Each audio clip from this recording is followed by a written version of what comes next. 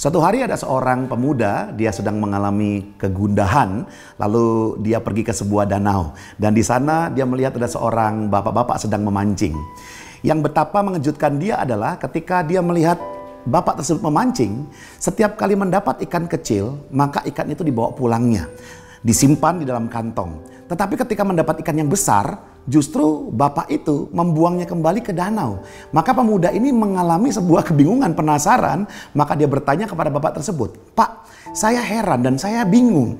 Kenapa setiap kali Anda mendapatkan ikan besar, dibuang kembali ke danau, dan mendapat ikan kecil justru dibawa pulang? Kenapa, Pak?" Kemudian sang bapak itu berkata begini, "Anak muda, karena di rumah saya penggorengan saya itu kecil, maka saya mau pastikan ikan yang saya tangkap adalah ikan yang kecil juga, supaya masaknya lebih mudah, tidak perlu dipotong-potong." Ya, sehingga dari pelajaran ini kita bisa belajar. Seringkali kita bertanya kepada Tuhan, "Tuhan, kenapa kau belum berikan kepadaku ikan yang besar?" Mungkin Anda berkata kepada atasan Anda, "Kenapa Bapak atau Ibu belum memberikan kepada saya tanggung jawab yang besar?" Seringkali dalam kehidupan kita berusaha, kita berdoa, meminta-minta ikan yang besar tanpa menyadari atau menanyakan kepada diri kita sendiri, apakah kita punya penggorengan yang besar.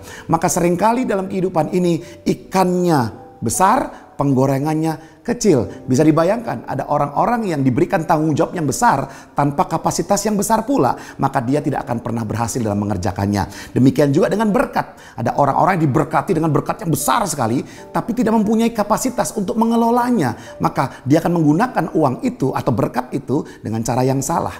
Maka firman Tuhan katakan kepada kita, Yesaya pasal 54 ayat yang kedua dikatakan, "Lapangkanlah tempat kemahmu dan bentangkanlah tenda tempat kediamanmu. Janganlah menghematnya, panjangkanlah tali-tali kemahmu dan pancangkanlah kokoh-kokoh patokmu." Ini bicara tentang seruan kepada kita agar kita memperbesar kapasitas kehidupan kita, memperbesar kapasitas iman percaya kita kepada Dia, bahwa Dia sanggup menolong kita melakukan mujizat. Bahkan di tengah kesulitan pun kita yakin Dia memberikan kepada kita kekuatan untuk bertahan, untuk endure mengalami masa-masa yang sulit. Perbesar kapasitas kita di dalam mengasihi orang-orang yang sulit sekalipun. Perbesar kapasitas kita di dalam kita bekerja, melayani Tuhan sungguh-sungguh, berikan yang terbaik, lakukan extra mile. Maka ketika kita benar-benar membentangkan tenda, memanjangkan tali, menguatkan patok, memperbesar kapasitas kehidupan kita, saya percaya ikan besar itu hanya tinggal menunggu